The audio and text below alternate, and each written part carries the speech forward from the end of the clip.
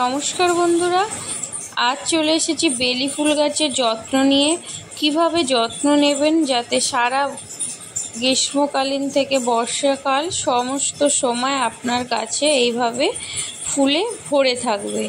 বন্ধুরা, গার্ডেনিং সংক্রান্ত এরকম ভিডিও পেতে আমার চ্যানেলটিকে প্লিজ সাবস্ক্রাইব করবেন আর পাশে থাকা বেল বটন অন করে দেবেন। আজ আমি গার্ডেনিংয়ে একটা গুরুত্বপূর্ণ গাছ বেল ফুল গাছ, এটা নিয়ে আলোচনা করব। তো প্রথমে চলে আসি এই বেল ফুল গাছের পরিচর্যা নিয়ে।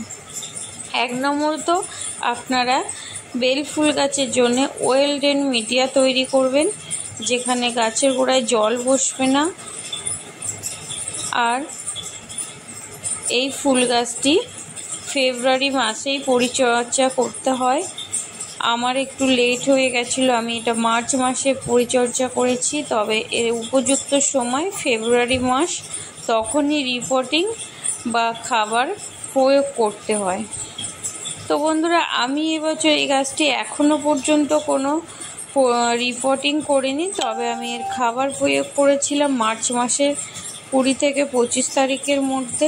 অনেকটা লেট হয়ে যাওয়া সত্ত্বেও আমার গাছে ফুলে ভরে আছে, আর একটা একটা করে ডগায় দেখুন 2টো ফুল হয়ে যাওয়া সত্ত্বেও এখনও 4খানা কুঁড়িতে ভরে আছে। ফুলগুলো অনেক দিন আগে ফুটেছে, বেশ কিছু ফুল দেখছেন শুকিয়ে গেছে, যেগুলো আমি ফেলে দিচ্ছি আর ডগাগুলো কাটিং করে দিচ্ছি। তো চলুন, আমি 25 তারিখের আপডেট নিয়ে চলে এলাম। মার্চ মাসে এই গাছটি দেখুন এইরকমই অবস্থায় ছিল, একটাও কুঁড়ি নেই গাছে, আর ফুল তো আসেইনি। তো প্রথমত আমি এই গাছটি রিপোর্টিং তখন করিনি, রিপোর্টিং করার মতো কোনো দরকার দেখছিলাম না, কারণ উপরে যখন শিকড়গুলো উঠে আসে বা মাটির উপরের অংশটা জল খাবার দিলে নেয়ার অবস্থায় থাকে না গাছের, তখনই আমাদের রিপোর্টিং করতে হয়।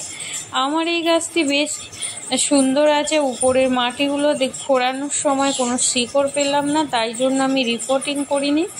তো আমি সম্পূর্ণ জৈবভাবে গাছ করি, সেটাই আপনাদের সাথে তুলে ধরার চেষ্টা করি বা শেয়ার করি।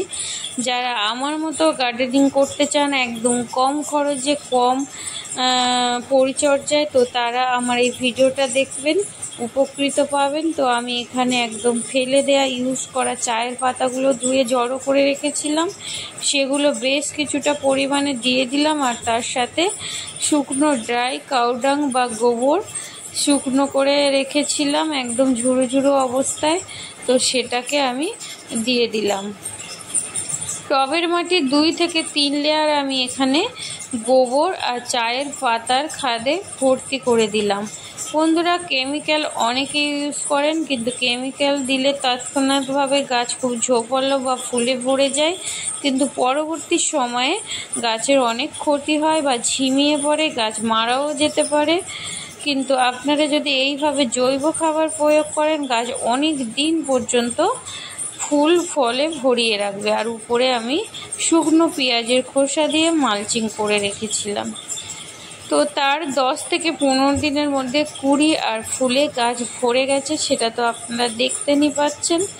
আর বেশ কিছু ফুল শুকিয়ে গেছিলো, যেগুলো আমি কেটে ফেলছি।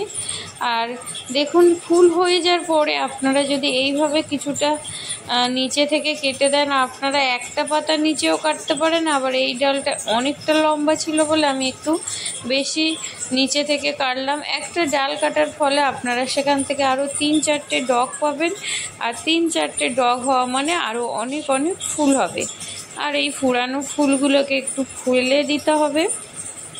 বন্ধুরা, এটা যদি 3 থেকে 4-5 ঘন্টা রৌদ্রে রাখেন তো খুব ভালো ফুল হয়, আর সারা দিনে ওপেন ছাদেও খুব ভালো ফুল হবে। আমার এখানে 4-5 ঘন্টা বলে কোনো এরকমই সময় নেই, সকাল থেকে বিকাল যতক্ষণ সূর্যালোক থাকে ততক্ষণই রৌদ্রে এই গাছগুলো থাকে, কারণ আমার কোনো সেট নেই, আমি এই অবস্থায় খোলা আকাশের নিচে কাজ করছি।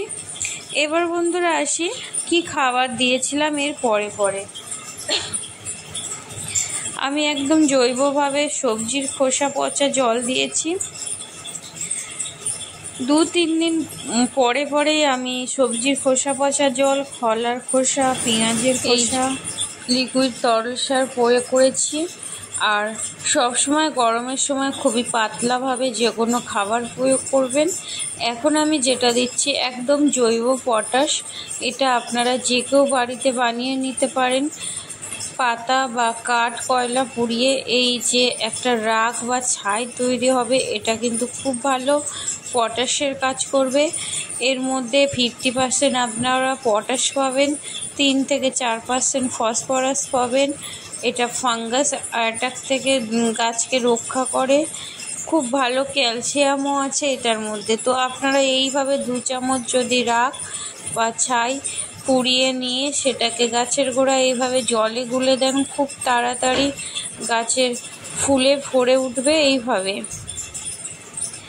এরপর বন্ধুরা, আপনারা যে পাতা কুঁচকে যাওয়ার একটা প্রবলেম থাকে, সেই জন্য আপনারা মিরাকুলার 1 লিটার জলে 1 গ্রাম নিয়ে মাসে একবার স্প্রে করলেই হবে।